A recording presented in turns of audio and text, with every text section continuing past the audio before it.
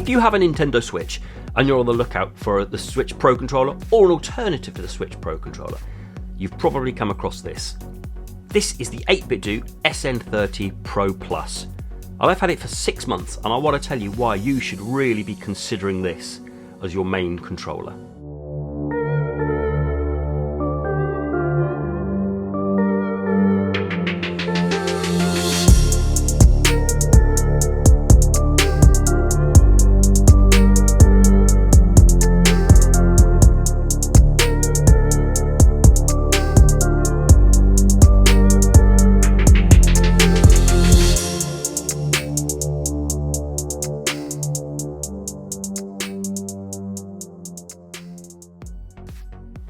Hello and welcome to Console Accessories. As we said on the video, we're going to jump straight into looking at this. So this is the 8BitDo SN30 Pro Plus Bluetooth gamepad, and I've had this now for about 6 months, and I didn't do an original video on it. I wanted to see how long it would hold up and see if it would stand the test of time. So I've been playing with this quite a lot in between playing with all the other controllers that I use on my Switch. So what we're going to do is we're going to do an unboxing. We're going to go through the features and tell you all about it, and then it's got a piezo resistance. It's got some software as well to use that. We'll go through that just to show you all of that. So here's the box. That's 8BitDo SN30 Pro Plus Bluetooth gamepad. Bit of a mouthful, and it works with Switch, Windows, Android, Mac OS, Steam, and the Raspberry Pi. So I've been using this mainly on my Switch, but I did get the Phoenix demo from Stadia. I used that on my Mac as well, and it was just easy to connect to that, and then straight away back onto connecting a Switch, easy as you like. So if you want to use it for any of those, you can do. Okay, so in the box, what you do is you get a bit of plastic, you get the controller itself, you get some instruction manuals because you'll probably need them, although I'm going to go through a few bits, and you also get a USB Type-C cable for charging as well. I haven't got that because after a few months I don't know where it is. I've used it somewhere and it's laying around the house somewhere, but I just use any regular USB Type-C. Okay, so here it is. This is what it looks like after 6 months of use. Pretty much perfect. All I've done is given it a bit of a clean. I just gave it a bit of a wipe over. There was nothing really major, but the main bit was, as you probably, if you have any other controller on the market, is these bits here. So if I show you these bits, these in here, it gets all a bit dusty and all a bit mucky, but all I did was got a cotton bud and I just tidied them up in there and just give them a bit of a clean. But that's it, and it's almost in perfect condition. I mean, you can see a bit of grime on it, but that's okay. Just give it a bit of a clean. 6 months worth of use. Really, really nice. Okay, so here it is. And then going over it, we have a D-pad which has kind of these 3 kind of texture pads on it. If I can show you there you go. So it's kind of like textured on the D-pad, which gives it a nice bit of grip. And the thumbsticks feel really nice. They're rubberized and they are grippy, so to speak. So they feel really good. And you've got your rubberized start and select. So to turn it on, you meant to press white to get it synced, press white and start, but I've just found if I just press start, the LEDs down there, they start flashing to tell you you're trying to connect it, and it will connect to your Switch. And then X, Y, A and B, these feel really good and really responsive. I'd say probably on all of it, I prefer the buttons the most. They just feel really good to press. There's no chance of missing them. Really nice. And then you've got your screenshot and your home key there, but there's like a star and the 8BitDo logo. And on the top, the L and R and the L2 and R2. Quite a bit of travel with these, as you can see. Okay, so quite a bit of travel for them. And then in here is your battery, so that's removable. And speaking of the battery, they say you get around 20 hours worth of gameplay out of it. I'm probably getting around that. I haven't done anything scientific, but because I put this on charge quite a lot, usually when I'm not playing it, it just stays on charge.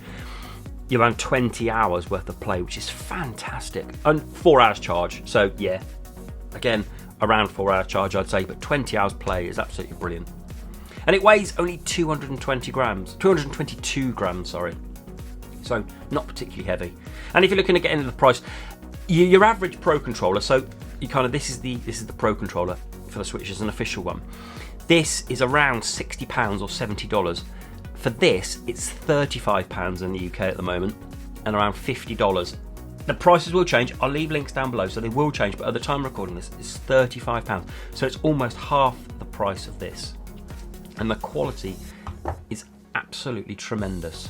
It feels really nice. It's nice and comfy in the hand, but it's got this symmetrical design. I know a lot of people, this is a personal preference for some people, whereas whether it's the symmetrical or it's the asymmetrical, which means that the joystick is kind of swapped with the D-pad.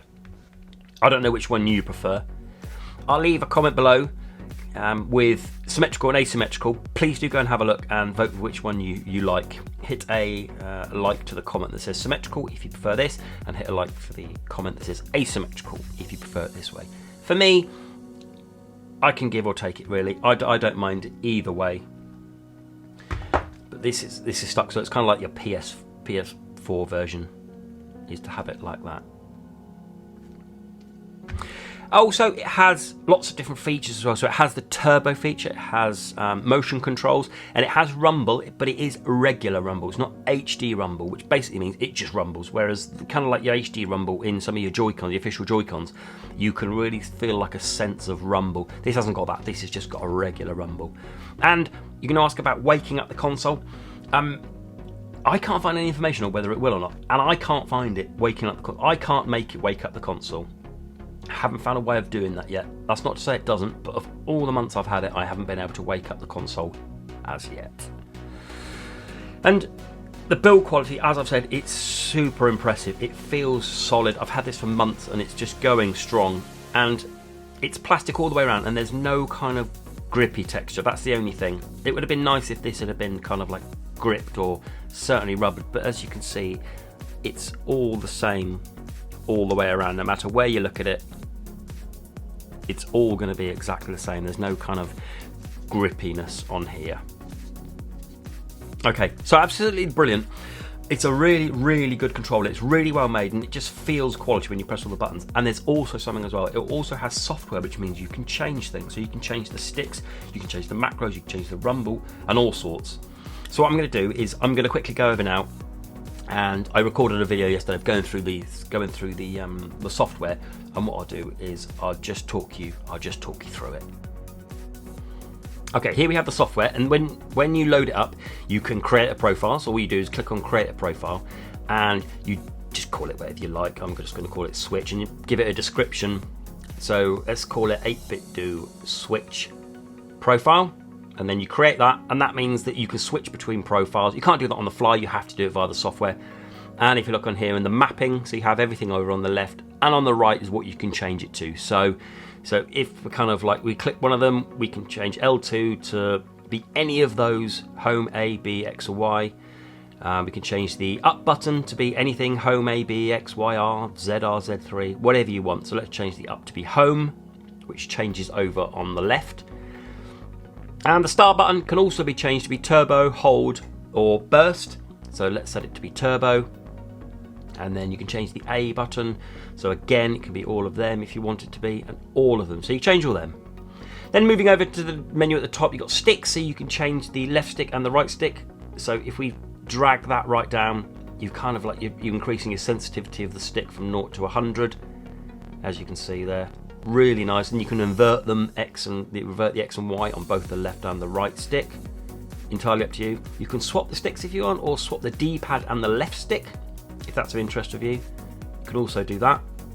And then moving along as well, vibration. Here we go. So we said it wasn't HD, but you can set it to levels of off all the way through to 5, and 5 being the most powerful of the vibration. And you can do that for both sides. So loads of customization. And then we've got the macro as well. So with the macro, you can change it so you can have it pressing certain button at a certain time.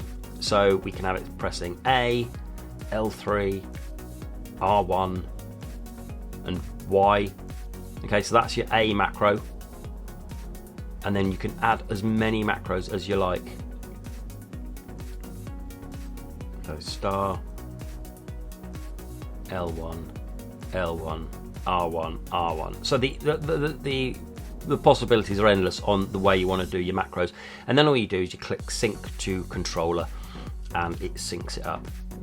And if you want to, you can reset all the macros, and then going back to the mapping, what you do is if you want to kind of like almost factory reset it, what you've got to do is just got to go settings and then set to factory settings, and then you go OK, and that will set it. So loads and loads of options for you.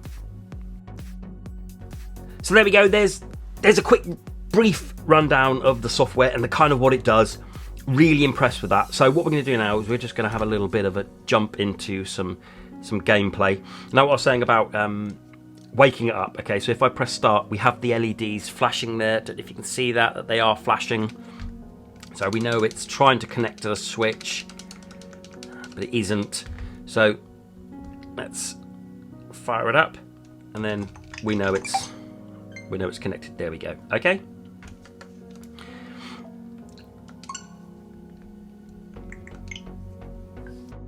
So if I fire up a bit of Mario to play,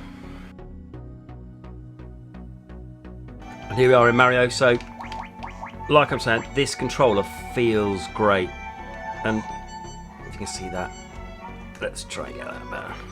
You can see that the motion works really, really well. So the motion works really well. The rumble is really powerful, but there's no, like I said, there's no HD rumble, but you can turn it off, or you can turn it up to the highest if you want to. It's just a shame it's not HD, but really, is that a big thing? But just feels like a lovely, well-built, sturdy controller.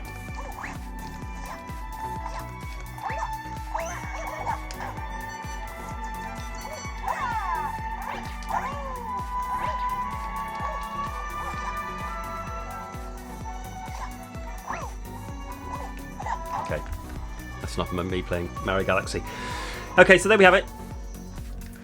This controller, if you're looking out for a Pro controller and you think that $70 or £60 is just a bit too much, certainly have a look at this. The build quality is there. The only difference is going to be your asymmetrical design, but you've got everything you need on this controller. This is the symmetrical, but the other one is the Pro controller is asymmetrical. So it's entirely up to you, but I think this is well worth a look at because I think this is a fantastic controller. It has superb software. It's really well built.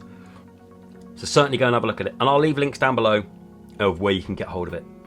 Okay, so that was my look on the 6 months after on the 8BitDo SN30 Pro Plus Bluetooth gamepad. I've been Console Accessories, and until the next video. Bye bye.